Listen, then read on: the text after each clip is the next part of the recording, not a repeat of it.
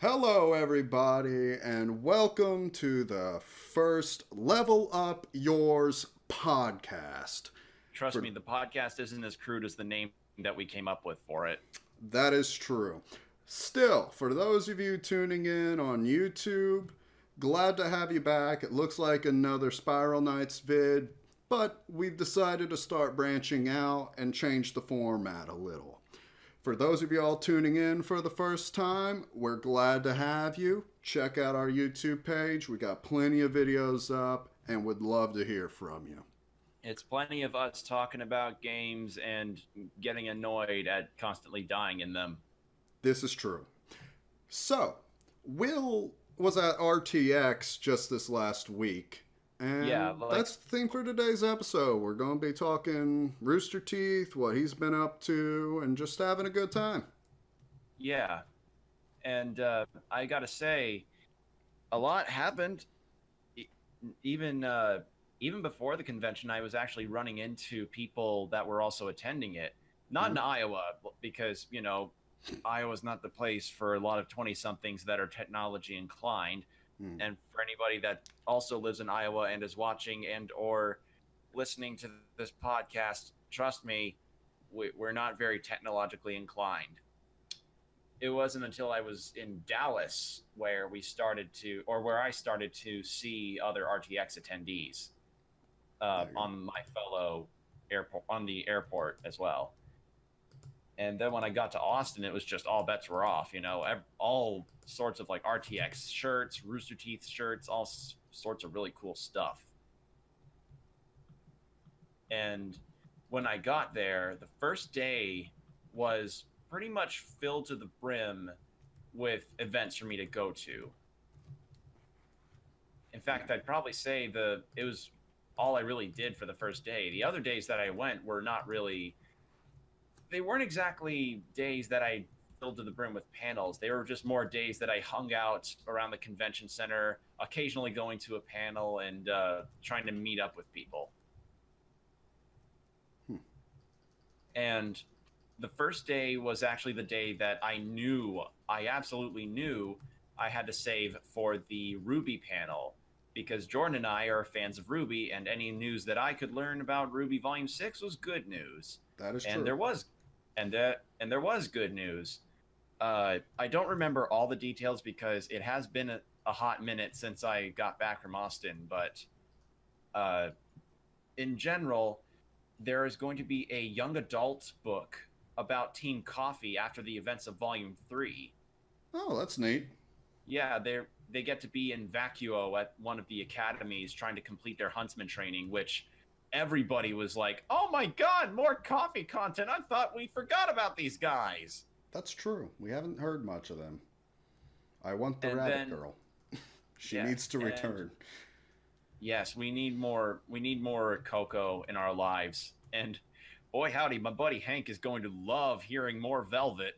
His Yeah. favorite character is Velvet. I should have turned that But off before we started recording. yeah. And then some other news coming about was that there was going to be added content to the Grim Eclipse game. Oh, that's That great. I Mr. Geek just has. bought it on the last Steam sale. I was planning on us playing it sometime. Yeah, don't expect too much out of it. Trust me, the game's not exactly, well, to say it's god awful all the way through would kind of not be doing the I don't know, it wouldn't be doing it justice in terms of talking about the game. Well, we'll see for ourselves. Like, it's not, I don't know, if you're a fan of the show and you enjoy playing the game, that's all well and good, but if you're looking for something that RWBY is supposed to emulate, which is that sort of action Muso game kind of feel, you will have far better options, trust me. But that's all on the quality of the game. But what they actually are adding is, at some point, they're going to add the Volume 4 outfits, Oh, that's like cool. the outfits of the girls from the recent volumes. And they'll also be adding pajamas, like their pajama outfits as well. Hmm. I'm dead. Okay. I'm just kind of Oh, holding no, my own real quick while I I'm back. turn this They, phone off. But yeah, besides that, there was also, oh man, what else was there? Oh, apparently, and this is something that Miles and Carrie confirmed themselves, for the pajama DLC for RWBY Grim Eclipse, they had apparently designed pajama outfits for Team Juniper a while back, and those never saw the light of day in the show, but they will see the light of day for the first time in Grim Eclipse. So that's cool. John better be in a night dress. That's all I can say. He ought to be in the onesie. Yeah, that's what a lot of people want. All right, there we go. Okay, I'm one-handed at the moment. As for other news, a lot of RWBY merch and clothes and such will be at Forever 21. Really? That is something I wasn't ever expecting to hear. Yeah. That is it's certainly something to really show how branched out Rooster Teeth has gotten in recent years. It sounds like, because honestly, I haven't kept up with Rooster Teeth for the most part. Other than like RWBY, I really don't know much about them. So. I'm dead again. All right, I'm gonna come get you then. All right, so there you go. Other news that showed up was, they're going to be teaming up with Shonen Jump to release a manga adaptation of the first 2 volumes of RWBY. Huh. Which I think is kind of weird, because it's like, why would you adapt a TV show into a manga? That, I mean, it's a completely different medium that would not probably gel very well, but I don't know. It probably will work, because here's the thing. RWBY's definitely inspired by anime and like just anime culture in general, so But this is manga, not anime. Anime here's is the animation. thing. Mangas get turned into anime, so I can see you doing kind of a vice versa, Maybe. It's just, I'm just saying that certain scenarios have it not work out. Like, did you know there's a Gurren Lagann manga that not many people talk about because it's so, poor? Yeah, kind of. Like, compared to the visual stimuli that the anime gives, the manga is kind of a veritable thud. Yeah. So, yeah, I can see the appeal in it, but I'm holding my breath on. I'm not gonna hold my breath and say like, oh, it might be better than the actual show, because dude, no. Yeah, I doubt that. Yeah, but But I can see creating, light novellas or something off of it. yeah. And also, they gave some announcements about the anthology mangas that have been releasing steadily, just sort of recapping, saying like, oh, Blake's and Yang's will release later in 2019. Weiss's will release in specific date that sadly I cannot remember, but you guys can look it up. I mean, you don't need me to constantly tell you all that. Any other news? Well, other news that they gave, they talked about RWBY Chibi coming back. Really? Yeah, and they announced that. Well, they got to show us an episode of RWBY Chibi there, like an episode before that it was going to premiere on the RT website, which was pretty nice. I admit, like it was. I'm not a fan. I'm not really a guy that watches Chibi very much in the first place because the humor is kind of for me. Like it's very sort of try hard to be funny. Sometimes the show itself has those moments.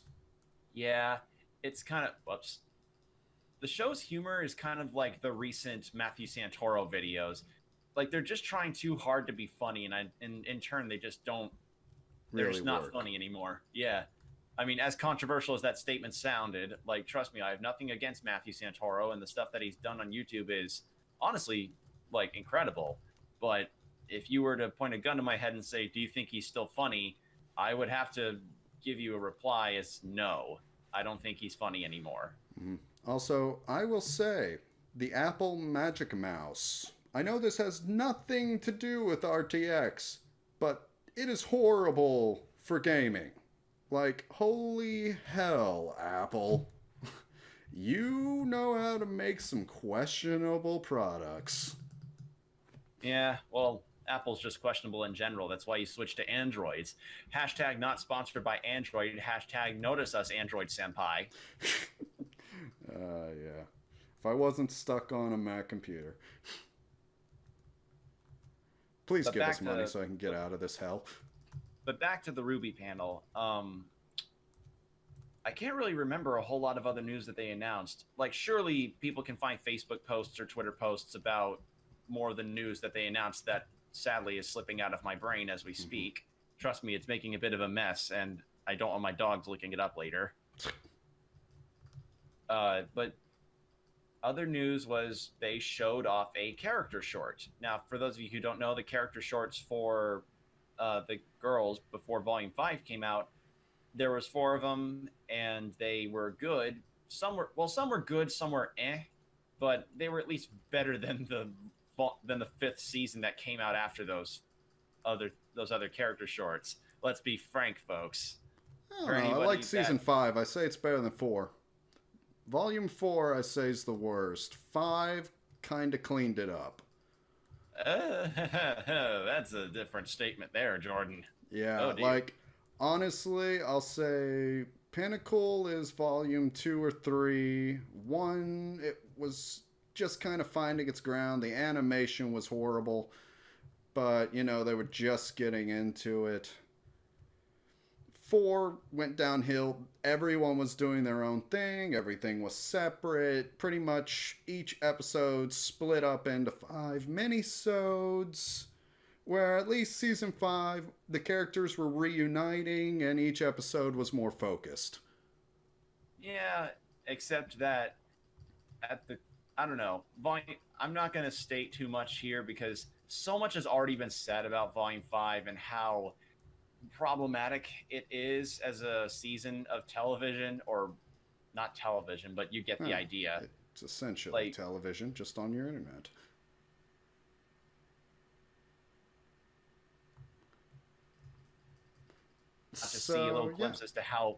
We got to see a glimpse into how Rooster Teeth and the animation team might have improved since Volume 5, because Lord knows they needed to improve a lot. The whole show needed to be improved, let's be honest. And I mean a lot. But yeah, no, RWBY's never been a pinnacle of good animation here. We have clipping issues every 10 seconds. Or, you know, fabric doesn't flow properly. It's no red versus blue, and that's saying something.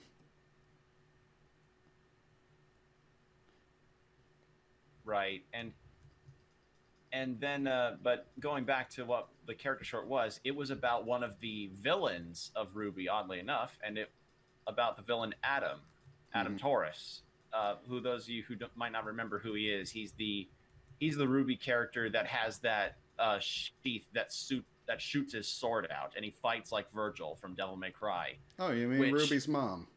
Which, man, it sucks that he became like such a... I don't know how to describe his turn as a villain, but I don't know how to describe his characterisms as a villain, because he just kind of dropped the ball. Okay, here's the thing. He really doesn't. Like, I've seen people talking about his character portrayal after Volume 3 when he cuts Yang's arm off. He promises he's going to take everything Blake cares about away from her. He technically does try this originally with the assassination attempt on her parents. She's supposed to be captured, and he wants her alive so he can personally make her pay for deserting. This fits his character fairly well, especially since he's a sociopath or a psychopath. I forget exactly which, but it shows he has no remorse and no care for the emotions or well-being of others. He uses people ever since the beginning of his showcase to get what he wants.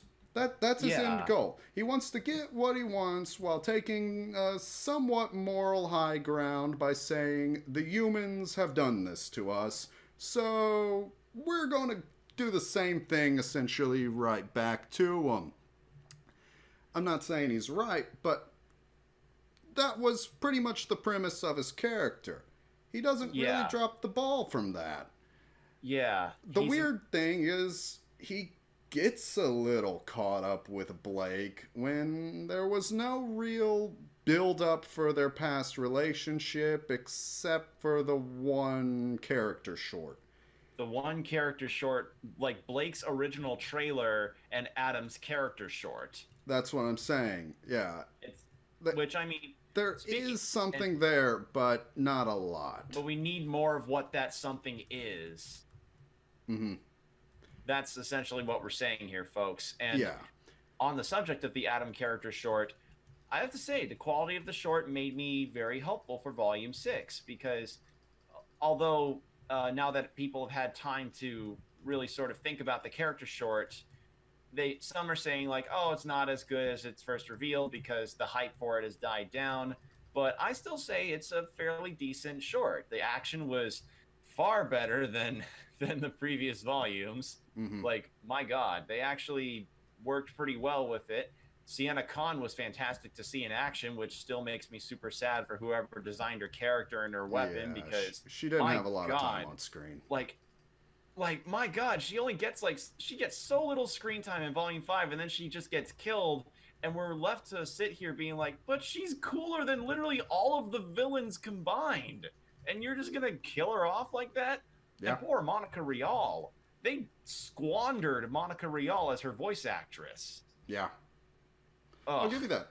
And that's kind of the problem, I think, with 4 and 5, like the volumes, because they focused on so many characters and trying to tell a very small part of the story in their neck of the woods.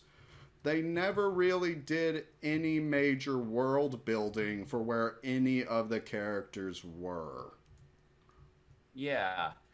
Like they're good. That's really the problem. It's we can't connect to these characters even if they're cool. Yeah, it's like they're simply not given enough screen time for us to really care. Yeah, it doesn't matter what it doesn't matter what kind of shapes you make your toast into. It's still toast. Yeah. Analogy, but hopefully you folks get the idea that I'm presenting here. RWBY may be good at making characters that look cool and may act cool, but if they don't really have any other depthness to their cool, then it's not really giving them, it's not really doing them any justice. It's not doing the designs justice. No, not at all. And but I think that's just why I was saying. It's why the first 3 volumes work well and the 4th and 5th not as much. Yeah, because, they had new designs. This was a fairly new arc for the characters, and yeah, it was cool to be able to see our characters like this, but I don't know. It doesn't feel... And there was some actual character growth that made sense, but... Like Ilya. Yeah, it just wasn't done right. Like, that's the issue. It just didn't have enough time to really develop in a natural way. Yeah, at least Ilya's was done right, albeit a bit, rushed. Yeah. Which, by the way, That's Ilya voiced really by Jeremy Lee. Ilya being voiced by Jeremy Lee was easily one of the best parts of Volume 5. Mm-hmm. But back to the Adam character short. After that character short came out, Jordan had to kind of do a bit of crash course on catching up with RWBY. I did. Because he hadn't seen really it again. Behind. I hadn't seen it in months. He was behind. Like, I hadn't even watched season 4 before yeah, that. He hadn't even watched season 4 by the time the Adam character short had come out. So yeah. I had to catch up. He had to catch up, and thankfully he did. And I'm assuming you've watched the Adam character short by now, right? Yeah, that's pretty good. Definitely gave Chameleon Girl the screen time she needed.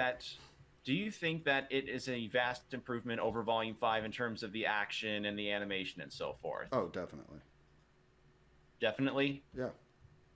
I Yeah. think it's a major improvement, like portrayal wise. The movements were more fluid. It seemed more like when Monty was at the helm. I guess that's the best way to put it. It's the series was I'm sorry. never I'm lacking. I'm sorry, man. I don't know what's wrong, but your audio is like slowly but surely cutting out like crazy. Hmm. Well, you're fine on my end.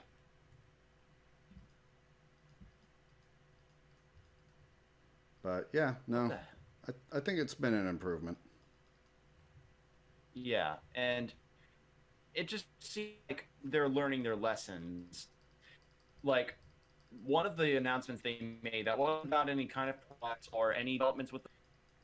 I have to say the thing that made me the most excited was when Miles and Carrie admitted on stream and to us the audience What that were the? at RTX, they've been taking our scripts and our drafts to the other people in the different departments, like the head of 2D animation, so that we can make sure that we're getting the best kind of scripts that we can muster. Mm-hmm. Which, oh, you oh man, that was a big morale boost for me. I was like, my God, they're actually learning their lesson here. They're Yeah. actually considering other people's input instead of hiding their scripts away in a corner like, or no, the egocentric, clueless guys that the people of the internet keep accusing them of being. Mm-hmm. Which, I mean, I'm not going to be harsh towards Miles and Carrie because they seem nice, but a lot of the actions that they had taken on social media and a lot of the more problematic things that have propped up in the fandom, Yeah. it's kind of lend itself to show like Miles and Carrie, writers of RWBY, may have a bit too large of an ego to take criticism properly. Yeah. And this isn't just on the bad part of the writers either. Other members of the staff have been involved in that kind of bad stuff too. Like Gray Haddock has actually blocked some of the fandom's members on Twitter, which seems kind of, I don't know, not a very good idea. No. If you want to show like that you're open to criticism from the fans, maybe don't block the very criticisms that might actually help improve your show. Same with Star Wars, my friend. Same with Star Wars. Yeah, and it's like, granted, a lot of these critics frame their criticisms with very heavy insults towards the staff. Like, I'm not going to deny that. It's not right. That's why I made the Star Wars comparison. It's emotionally driven, and a lot of the time it's not directly constructive.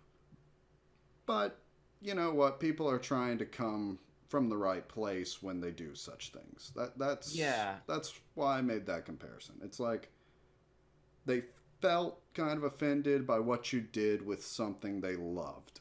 So they do attack you directly, but they are trying to be constructive at the same time, even if they don't know how to get it across. Yeah, and easily the one that probably exemplifies this the most, as a person as someone that I've seen that's a part of this whole RWBY criticism YouTuber market, is a person by the name of Vexed Viewer, whom puts out a lot of RWBY videos about him bashing the story and sort of giving backhanded insults toward the writers and also to the voice actors and actresses. And I just think to myself, dude, you just got an Adam character short that doesn't look bad. Yeah. We just got an Adam character short that doesn't look bad. We got to see Sienna Khan kicking ass, and it looks like they're actually learning their lessons on some of the writing parts. And you're still going to slap away the hand that feeds you. We'll see. We'll see. We'll see. We'll see when Volume 6 comes out, October 27th, I believe. Yeah, I believe that's right. Yeah, late October. So that's how that little song and dance is going. So that was the RWBY panel, and I had a blast during that. And my God, were there a lot of people. After the RWBY panel, I went to the RT Animation Mega panel, which was showing Gray Haddock, the head of Rooster Teeth Animation, who, funny enough, was also the voice of one of the main characters from Rurouni Kenshin. Huh. Did not know Yeah, that. yeah, you know the guy that's like that has the long coat and has the Japanese character for bad written on his back? Oh, dude, I love that guy. Yeah, he voiced that character in the dub. Huh. Yeah, so we now know that Torchwick, Roman Torchwick, was in Rurouni Kenshin. He's improved. Yeah. God, that's a classic anime though. Like I can't fault it too much, but it suffers from 90 dubitis. Yeah. Ghost Stories, anyone? Oh, nobody can doubt Ghost Stories. Nobody will doubt Ghost Stories. Oh, yeah. I'm too young to die. The only person I've had sex with was my babysitter. Oh, freaking I showed love that man. I showed that to my college anime club, and they just died laughing. It was really funny. Oh man, that's classic 90s dubs. Heck, Mega Man X4, same thing. Actually, Ghost Stories was early 2000s. God, it carried over into the 2000s. But anywho, the RT Animation Mega Panel, it had Gray Haddock, and he talked about his upcoming show Genlock, which is a mecha show. Yeah, I saw a teaser for that at the end of Wow. Dude, I got locked into a trap. Oh no. Yeah, ow. That sucked. Okay. Get out of there. Yeah, no, it looked pretty cool when I saw it at the end of season 5. Yeah. They had a little teaser for it. Yeah, and it's the show that Rooster Teeth are apparently putting a lot of stock into. Like, they've got this star-studded cast of Michael B. Jordan, Dakota Fanning, Koichi Yamadera, also known as Japanese Spike Spiegel, and David freaking Tennant. Like, that is just the strangest thing ever, that Rooster Teeth somehow got these star-studded casts, and I'm like, how? Like, I'm more used to them at least getting higher profile anime voices, like when Vic Mignogna was announced to voice Crow back when Volume 3 was releasing, but now they got fucking Killmonger as a part of their cast? Yeah. What the hell? I don't know. A lot of things are turning into streaming services, traditional media, the movie theater, TV. It's all dying. So maybe they're just finally kind of realizing, like, hey, if we want to stay big names, we need to grow our audience, and smaller companies like Rooster Teeth for a while will profit off of that. Maybe. I mean, we'll see when Genlock event inevitably comes out, but I mean, it's just so bizarre to think that a relatively small studio compared to most Hollywood studios like Rooster Teeth is getting like big Hollywood stars like Michael B. Jordan. And that's what I'm speaking saying. Of Michael, and speaking of Michael B. Jordan, they actually, sadly, he wasn't there. He couldn't go, which sucked because, man, if he could have gone to RTX and have been a guest, that would have been amazing. That would have made the trip down to Austin so worth it. But you're a fan, no, what we got was Michael did a video of him playing DBZ Fighters, and he was saying like, yeah, man, I'm glad to have gotten to be part of this staff with Gray and all these other people. Rooster Teeth are really cool folks. And he talked about how he was always a big fan of anime, loved Dragon Ball Z and grew up with it. And then he talked about how he loved Samurai Champloo, and I was like, oh, wow, so he's not just DBZ. He's not just like shonen guy. He actually has other tastes. And then he says, man, I was always disappointed that they never made a season 2 of it. They have these cool characters, and then we can only last so long with them. And I'm like, oh, Michael. Michael.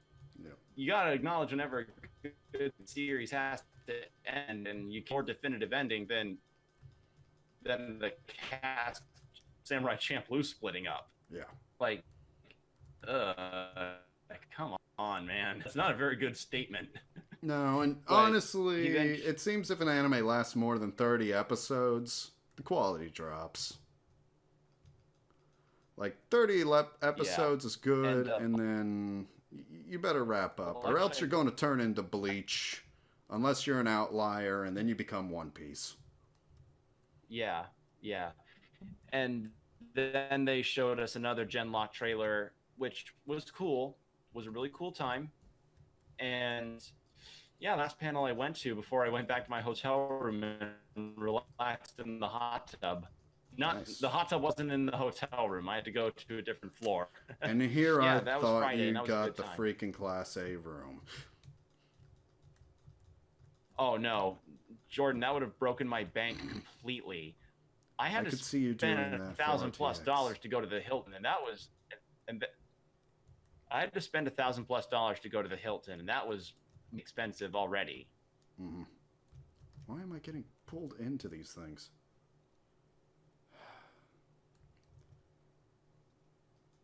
But yeah, when Saturday rolled around, oh god, I don't even remember what I did Saturday. Mostly just kind of went around to the vendors because I had another agenda for going to X besides my own personal fun.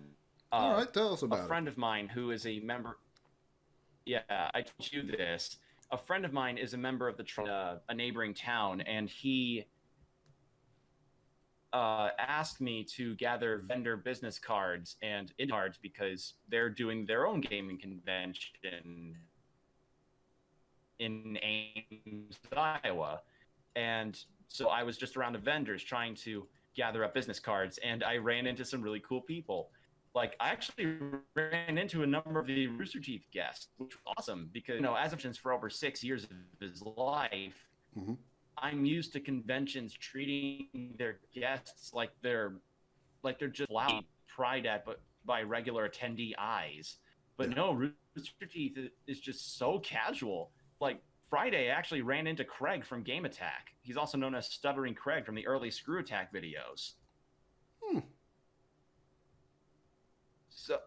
So yeah, running into various RT staff is just some of the best you could ever really have happen to you.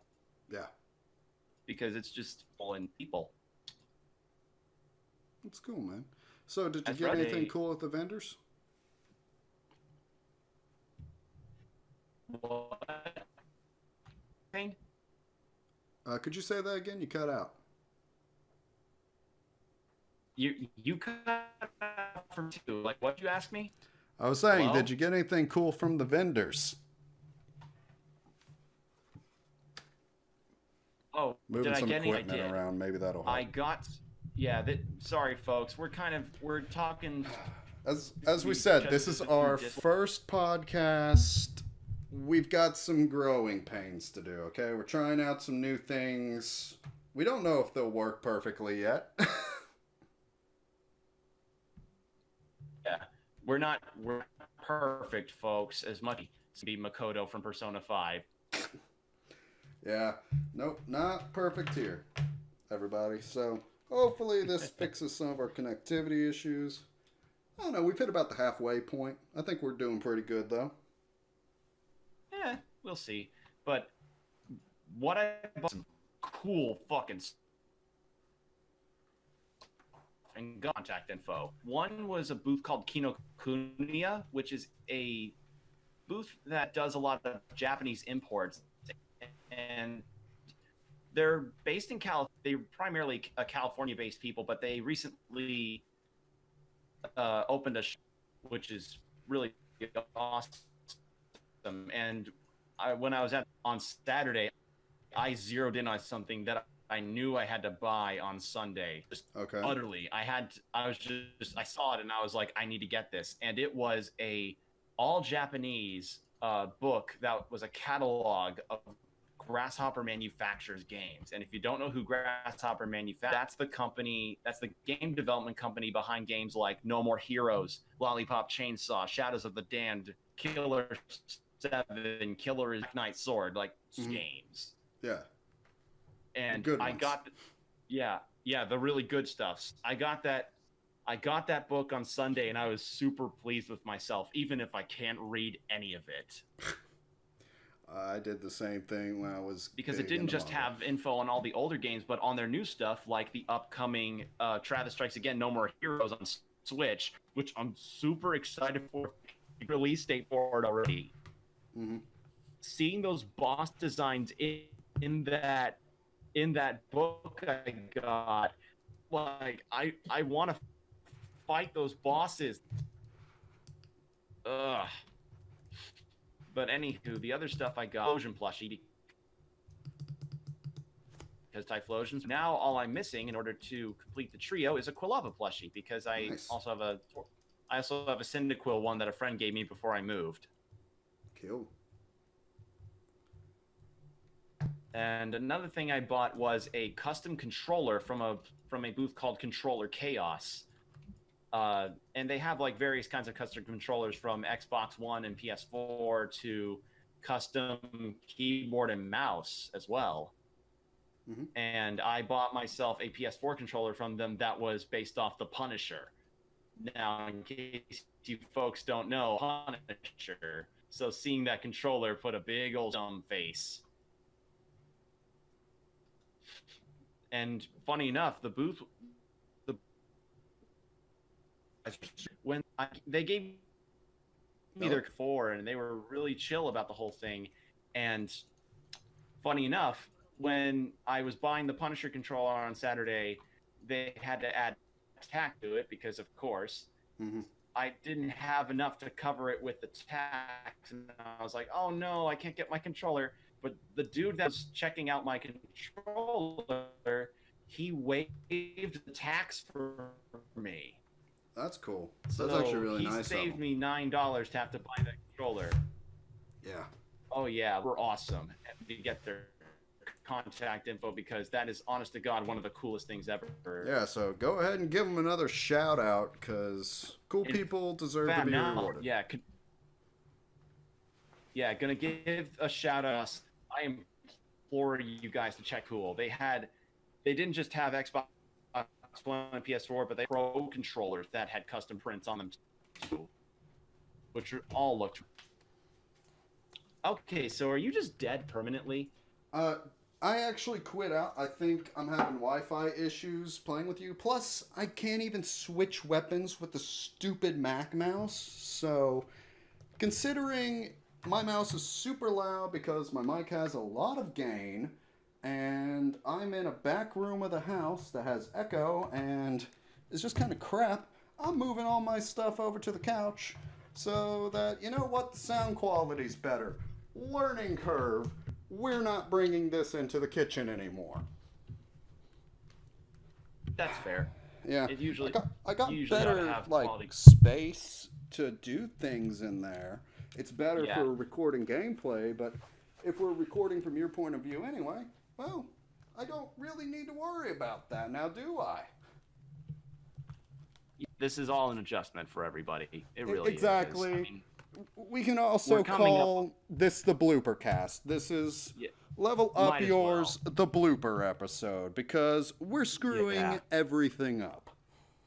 Yeah, and we're each stuttering in our own ways, and I'm not remembering all the details about what happened at my RTX trip because it's been a hot minute since I got back, and exactly. So that's why I feel like, this is the one where we just have more fun, just kind of talk, and I'm getting this fucker plugged in. There we go. But yeah, RTX was a lot of fun, and I would recommend that if anybody had the income to go, because trust me, going to Austin, if you're out of state, is a big undertaking. Hotels will cost a lot. B&Bs will pretty much cost the same amount once that date rolls around. Flights will be a bit hassling unless you're really lucky like me and didn't get any crying babies on your plane. Ha ha ha ha ha. And just in general, it can be a bit tiring, but my God, is it worth it? It's so worth it just to have this weekend of fun and meeting fellow Rooster Teeth fans. And in case you're wondering, it's not just Rooster Teeth stuff that's there. One of the panels I went to on Friday, I think, was a panel that featured a bunch of writers and directors of various animation stuff, like the guys from How It Should Have Ended, Only Lee, one of the guys from Titmouse, and Rob Hoagie, was one of the writers of the original Teen Titans. I think he also wrote for Totally Spies, and he's writing a current show called Nico and the Sword of Light. That's on Amazon Prime. Good to know. I'll admit, I do like Amazon Prime as a streaming service. Yeah. And I don't know if you use it or not, but they're actually pretty good. That's probably some of the cool stuff that happened for that thing. So they had more than just Rooster Teeth stuff. One other panel I went to, I think on Saturday, was a panel about the animation studio known as Studio Yota. Okay, who the heck's that? Okay, so since Jordan doesn't know, and I'm not assuming that any of you know who I'm talking about, Studio Yota is an animation studio for 2D animation that has gotten a bit more prolific recently. They've done works for various shows as sort of a in-betweener to sort of provide really good animation. All right. One work that I can easily remember from them that I can recommend to anybody is one of the music videos they actually provided for Starbomb. Really? It was the music video about simple plots in video games with Solid Snake in it. Huh. So they were the ones that did the animation for that. I think they also did the animation for the Thundercats intro, like Thundercats Roar intro. Okay, that's not something to celebrate. Well, no, the show itself is not something to celebrate, but the animation itself, you gotta admit, is pretty good.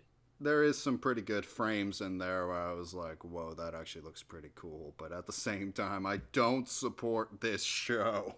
Yeah, don't support the show. Oh, they also did OKKO. They did some stuff for OKKO, which is a new Cartoon Network show. I'll admit that show was better than I expected, you know? And it's not amazing, but it's pretty good. And I think they also did a Rick and Morty sort of animated music video. So yeah, they're a fairly prolific smaller studio, which was really cool it was cool to get to see them. Yeah. And oddly, one of the highlights of my trip was when I ran into the head of Rooster Teeth's art department, and I asked him for his autograph, and he didn't just give me an autograph. He gave me a little doodle of RWBY on the page of my autograph book that I gave him, and I was like, oh my god! Okay, that's pretty cool, man. That's pretty cool. And then I proceeded to show him the design of a weapon for my RWBY OC that Jordan oh so kindly made for me. Mm-hmm. And he liked it. He thought it was good. Yeah. He liked the old-fashioned design of it. Gotta study your history, man. But yeah, all in all, RTX was a great time. And I managed to bring back a lot of business cards from my friend Dan. And the convention, known as Next Level Expo in Ames, Iowa, went off without a hitch. In fact, I got to staff at it. Hell yeah, that's great. I got to staff at it. It was fun. And I just the only thing I really did in terms of staffing was just sort of observing a board game room for a couple hours. But besides that, I just made sure to keep an eye on things, make sure nobody was doing anything dumb or suspicious. And one of the things that I did while I was at the Next Level Expo was I participated in a Super Smash Bros. For Wii U tournament. Fun. Who did you main? I main Falcon, and I'm going to main Falcon when Ultimate comes out, which, by the way, for any of you wondering, yes, we will do stuff with Smash Ultimate when it comes out on the Switch. Mm-hmm. We just need to make sure that we have the equipment to do it with. Yep, so please check out our channel at Open Couch Gaming. We're going to try and have that. Yeah, please check us out at Open Couch Gaming to try and see when we do that kind of stuff. Mm-hmm. Also to spread us around as much as possible. We are very lonely here. Yeah. We are from lonely. The bottom. We're still at the bottom.